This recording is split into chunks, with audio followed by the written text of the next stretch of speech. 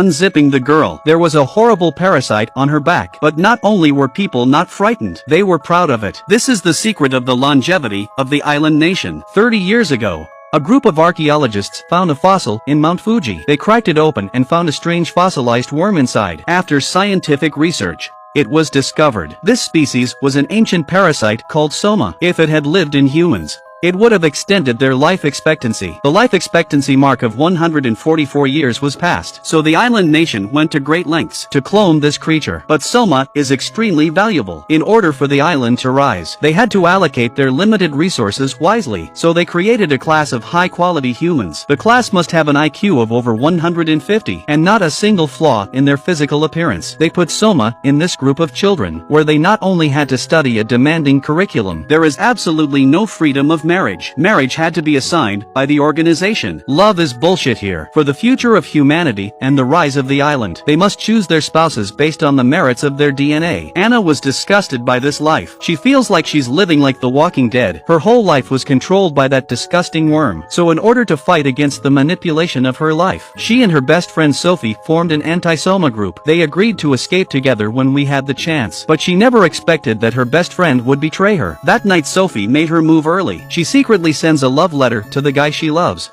asking to escape together. But the love letter didn't arrive. She was caught by the teachers themselves. The next day Anna finds Sophie's seat empty, and the teacher used it as a warning to all of you. Don't get any ideas. The next day Anna visits Sophie in the infirmary, and learns that Sophie has been writing reviews every day. She was also taking a lot of medication. Anna couldn't understand why. Sophie was not sick. Why did she have to take pills? Many days later, Anna saw Sophie again, but now she looked numb and her eyes were empty, a body with no soul at all. It turned out that these people would brainwash. They brainwashed disobedient children. They turned them into puppets who only obey orders. When Anna realized this, she was overwhelmed by terror. She decided to leave this hellhole immediately. She tore the sheets into strips of cloth and tied them together, put a pin through it. Then she throws the sheet over the water pipe above her head and stands on a stool. Then she sticks the pin in the soma behind her. Finally, she leaps down.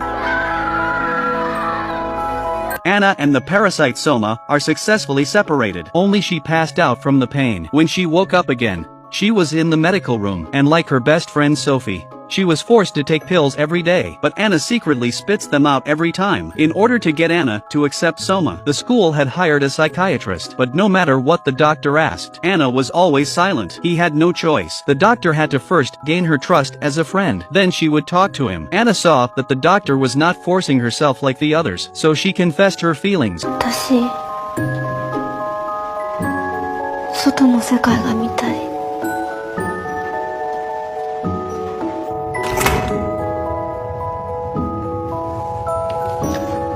外出許可をもらえませんか? The doctor took Anna home. Anna was very excited. She hadn't been out of school for a long time. She asked the doctor to tell her a story, but the doctor didn't talk for long. Anna fell into a deep sleep. The doctor didn't want to disturb the girl's rare peace of mind, so he carefully tucked Anna in. But just then, the headmaster appeared behind her. He wanted to take Anna back to school. The operation would begin tomorrow. This time, instead of putting soma on the outside of Anna's skin, it's in her bone marrow. This way Anna will never be able to get rid of soma. The doctor can't bear the thought. After all, Anna is still a child. But the headmistress was very firm. 先生! あなたの仕事は相馬を宿しながら生きる意義を彼女に教えることでしょ?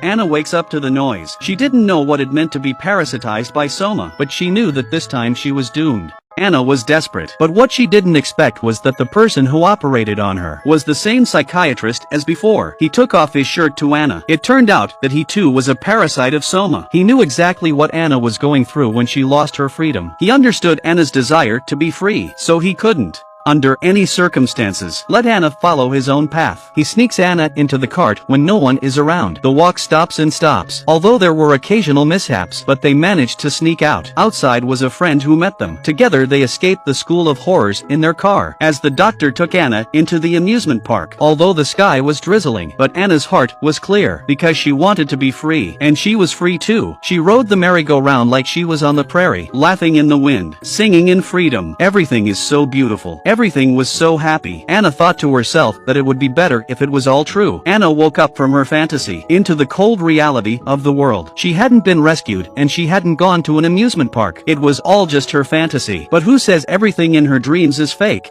Anna was operated on by the same psychiatrist as before. I don't know what he said to Anna, and then turned Anna's astonished gaze. The film ends. We don't know whether the doctor reveals the soma on his back or turned to fetch his scalpel, but we know that the quality of life is far more important than the length of life. The world is such a beautiful place. It's not how long you live that matters, it's how well you can live. Freedom without life is not freedom. A life without freedom is also not a life. Don't forget to subscribe for more videos like this on Recap Next.